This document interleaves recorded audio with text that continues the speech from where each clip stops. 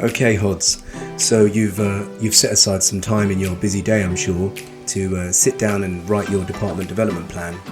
And you're probably wondering whether or not you'll write a good one, if it matches up well against the other departments, whether or not this is something which is even worth doing. And you're confronted by a choice, I think, and I certainly find that I am when it comes to writing these documents. Do I just get through this document route of least resistance style, get it done, get it submitted on time so that nobody chases me up for it? Or do I take my time, possibly work on the document with other people in my department, sit down as a team and come up with something that's really worthwhile and meaningful? Now, I'm obviously going to advocate for the second approach there. For that purpose, I've put together this short CPD module, which you can listen to or watch. I'll try and get some PowerPoint on there so that you can follow along with me.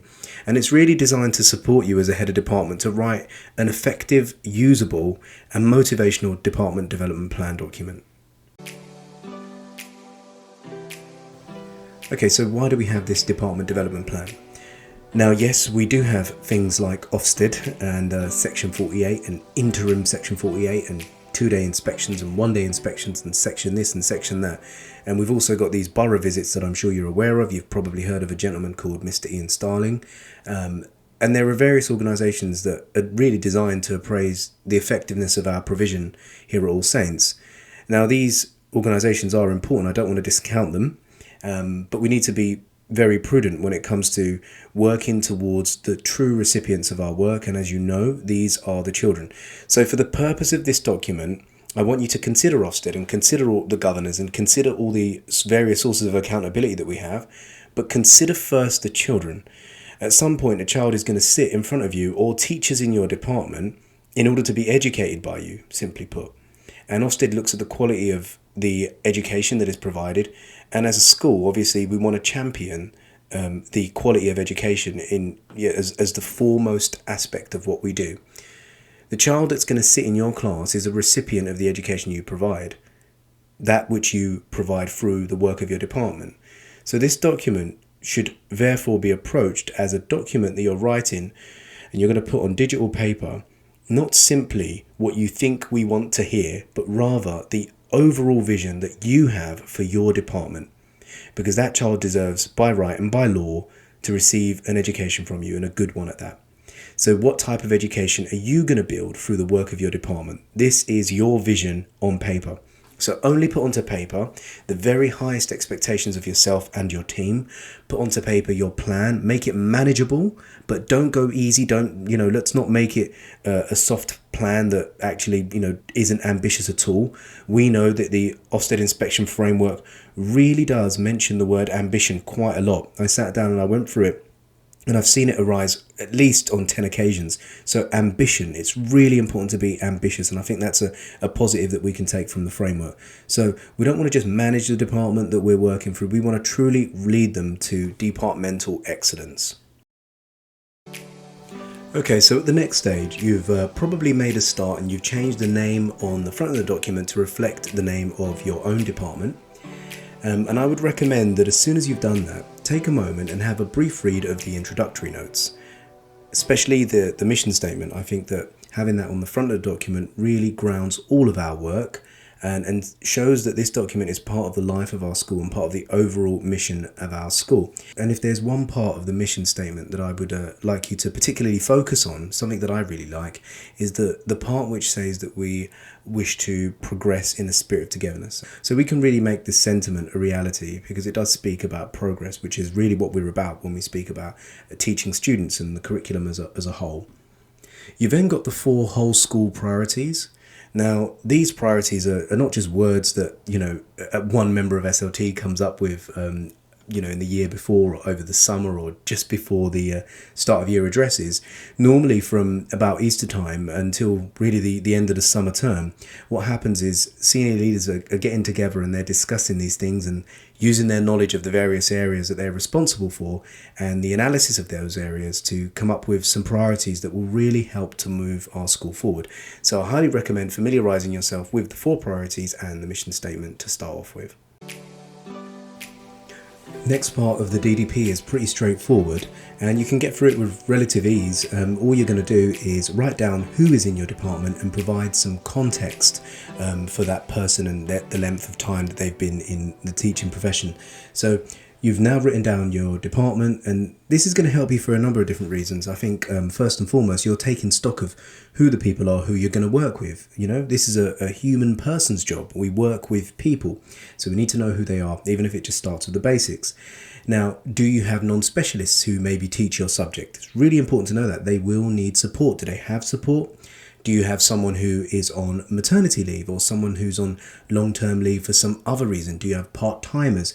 Do you have early career teachers, an NQT maybe, or an RQT? Someone who's going to need a mentor, probably from the UPS category, because you've noted down whether or not the member of staff is on, has crossed the threshold, isn't on UPS now. So you've mapped all that out and you're ready to go and get into the exams analysis. Okay, so this is probably one of the parts that you checked out this short CPD module for, because you probably want to know how I'm going to conduct an effective exams analysis, how I'm going to make it brief but meaningful. Now, the first thing I'd like to do is to tell you that the conclusions about the results don't necessarily need to be written here. So no long conclusions. So this result tells me that X, Y, and Z. Not necessarily. This is not really the place for that. You just need to know the story behind the data. Your line manager and anyone who sees this document can ask you questions if they need to about your conclusions and your understanding. In fact, you know the individual students, probably, if you're an A-level course, behind that data. You'll know why your data looks a certain way. So don't worry so much about putting the conclusions here. What's more important is that this bit here is very brief, and let's go for bullet points with very short context for the data, if any context. Okay, now when we conduct exams analysis, we can take a number of different approaches.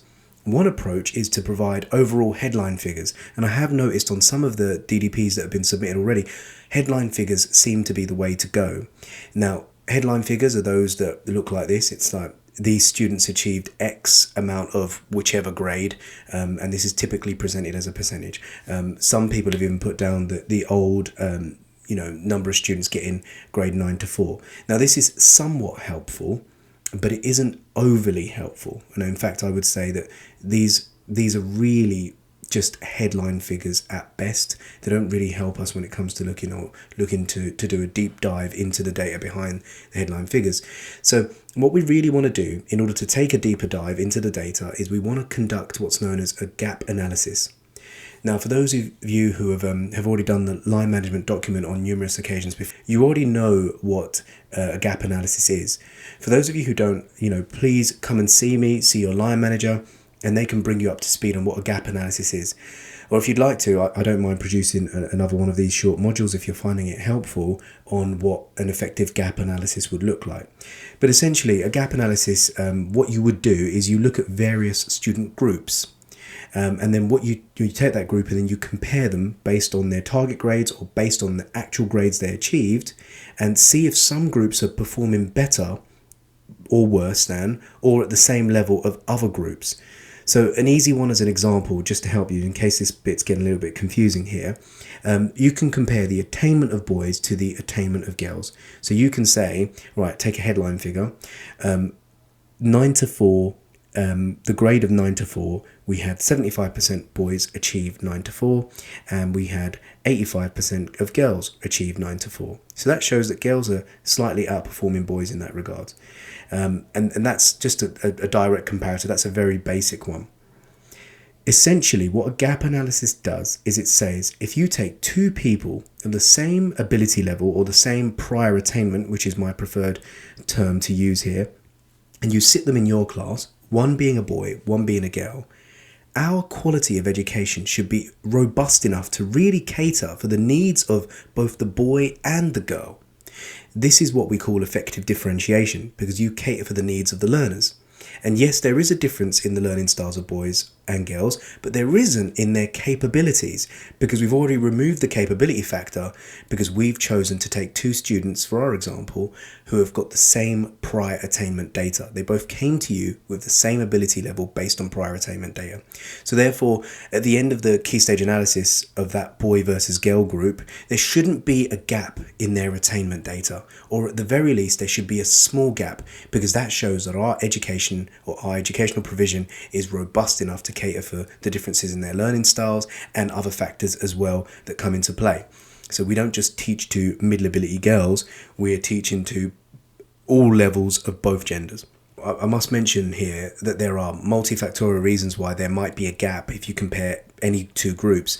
I'm not under any illusions about this. Correlation is not, it doesn't always prove causation. There's a story behind the data even there when it comes to gaps analysis. So we don't want to get too bogged down in that. However, we should eliminate gaps. It shouldn't just be a case of, I want to slowly close the gap over a 10-year period between boys and girls. Well, actually, no, it can be done over a 2 to 3 year period, if not sooner. We're going to aim to eradicate or eliminate gaps. I think that is language that you can already begin to use for your targets. Now, one gap that I'm sure that you would agree with me and you'd hope does not exist is the more able versus the more able pupil premium gap. Why? Because essentially that gap would say that if you've got two students, two students who both belong to the more able category, one happens to be from a pupil premium background, who therefore is, at a socio-economic disadvantage, but they've got the same prior attainment data. You wouldn't want there to be a gap there, because the lesson should be properly differentiated enough to say that all students who are more able should achieve the same when it comes to the very end. Now, I know again there are different factors that could have an effect on that. I touched upon this in my start of year address when I said about students who don't know the rules of the game, and this is important to take stock of. However, we would do our very best to eliminate that gap entirely, because we want all of our students of every category to be able to thrive and to progress in a spirit of togetherness. So there's our mission statement for you. So if you discover gaps, your line manager is going to do the same. They're going to note down what the possible gaps are in the grey part there. They're going to be your critical friend. Love that phrase. And they're going to look at your data, and they're going to shine a searchlight on the data to make sure that there are no gaps as well. Now, there's another thing that you could do, which is to look at residual scores. I find this interesting because you want to look here whether or not there is a teacher effect on the grades. Now, we know that teacher quality is something that massively impacts results. And what do I mean by this? Well, if you get two groups with students of exactly the same ability level, and you place a quality teacher in front of one of them, and you place a teacher who is less than good in front of the other class, you know what's going to happen. One class is going to make more progress than the other. Let's just say, for example, the teacher is really conscientious and ensures that they really differentiate their lessons well. Their assessment for learning is completely on point. They're taking steps to redress the gaps through quality first teaching, whereas the other one might not be. So you want to make sure that you take stock of that as well, because later on when it comes to writing down your department development objectives and leaving no child behind, maybe you want to go straight to improve the quality first teaching in my department, and then later on you would flesh out exactly how you're going to do that. Okay, so here's a quick checklist for the exams analysis part of the DDP. You've looked at the various headline figures and you've noted them down. You've conducted a gap analysis and you've noted down areas of positive practice and areas where further improvement is required. You've looked at residual scores, possibly comparing classes, already starting to think about teacher effect. And finally, you've written some tangible facts about observations and learning walks in the other section down at the bottom. So well done, it's all finished now. Here's an example of something that someone might have written. You might, for example, have under your exams analysis section, you've got good areas. So for example, in my department, we have a high number of students achieving grade A to A star, and you put down the percentage as 75. You've also noted that you have a SEND gap. So SEND and non-SEND students, you want to eradicate that gap because you've noticed that a gap is beginning to form and you want them to all make good progress. So that's an area of development that you might have noted down. And then your line manager might have done an analysis and written down something that you've missed. So, for example, your line manager's written down that there is a teacher effect between these two groups. take a look at that. So they're being your critical friend, and they're trying to help you out to make sure that your exams analysis is effective, because if it's good, we can write something actionable for the department development plan for the next section. In the other box, you might have written down that observations in your department are consistently effective. That's just an observation that you've made and something that you want to write down. And therefore, when it comes to writing the DDP, again, you can write down that now we want to go for quality first teaching in all lessons, or we want to be consistently at exceptional. Right, now we come to the part of the DDP which has the 4 priorities written down again, and we need to write down below the 4 priorities our department development objectives, which are based on the previous data that we analysed in the exams analysis part of the document. So it's all feeding into this bit here. So under priority number 1, we're going to write down an overall objective in one of the boxes, just one, which is going to ensure that no child is left behind in my department. Very big, ambitious target here, priority number 1. No child left behind. And it's something that I think we can all buy into, that we're one in Christ. We don't leave anybody behind, you know. So for this, what we're going to do is we're going to refer back to the gaps analysis. And the gap analysis is the way to go, because that's going to tell us who is being left behind, right? And where gaps are forming, where the provision is not as good for one group versus another. All right. What we're going to do now is we're going to write a really ambitious target. So back to that ambition, emphasis on the ambition, not just a target which is a basic expectation of all teachers. So if, for example, you were to write a target that says differentiate more, that would be quite a weak target. Why? We know that differentiation is something that we should definitely be doing, absolutely. And differentiation is probably the means to the end that you wish to achieve here. But differentiation is actually teaching standard 5, I believe it is. It's a basic expectation for teachers, the same way that AFL or do behaviour would be an expectation, or use the behaviour point system. These are weak targets if you're looking at an overall aspiration. Using a system like the behaviour system that we've now got is just an expectation. It's basic. Even a cover teacher would use it. What's the vision for your department? So instead of having differentiate more, your target, which could be more ambitious, would be something like eradicate the pupil premium gap at key stage 4. And you might say that's impossible, but that's what we're trying to do here. We're trying to achieve the impossible. No child left behind. We're going to go for it, and we're going to give it our best shot. So that might be one. Another one might be eradicate the SEND attainment gap at key stage 3. Eradicate the boy-girl gap, the ethnicity group gap, etc., etc., etc. So once you've written down one of those, so not all 3 boxes, I would not recommend writing all 3, because we want to prioritize here. Remember, this is a 2 to 3 year plan, and that's the way you should approach this, because that's how long it takes to embed wholesale cultural change. So you've written down one target that you've really prioritized. You've now gone down to the bit at the bottom where it speaks about progress. So you're going to go on to the next page, and you're going to write how you're going to achieve that. And then you might say, I'm going to achieve this by introducing targeted intervention for whichever group of students. I'm going to go with more able, because I do think that they do need more targeted intervention. So targeted intervention for more able students is one step that I'm going to take. When am I going to do it? I'm going to do it in every single lesson. How am I going to do it? Well, I'm going to do it by creating a more able society. I'm going to identify the students. I'm going to provide them with a targeted booklet. This is going to take place in class, because that's where all good differentiation and intervention takes place. And it's not the job of the HOD to identify the gap and then later on to sort of knee-jerk say, right, we're going to put all of the students of this particular category into intervention. Not at all. We lead through quality first teaching. Then after that's done there, I'm going to monitor the group's progress. I'm going to see if the plan works that I've put in place. If it works, I'm going to keep doing it. If it doesn't work, I'm going to tweak it slightly until I get it right. And then before you know it, that target of eradicating the gap in the group that you've chosen has suddenly been achieved, and you've done it in a short space of time. So now you can do it to the next group, which may not have been the priority at the time because the gap was quite small. And before you know it, you've eradicated all gaps. So there we have it. Other targets that you may want to do for no child left behind. You may want to look at the quality of teaching in your department. What is the provision really like? What's the quality of education? Are you engaging all types of learners? Is there competition in my lessons? Am I varying the modus operandi of how I deliver the content? Is it that I'm ensuring that there are kinesthetic activities? Are there card sorts in my lesson? Am I gamifying certain activities? So all of these are just very practical, tangible ways of ensuring that you achieve that overall target. So now hopefully that's tackled two parts of the document there.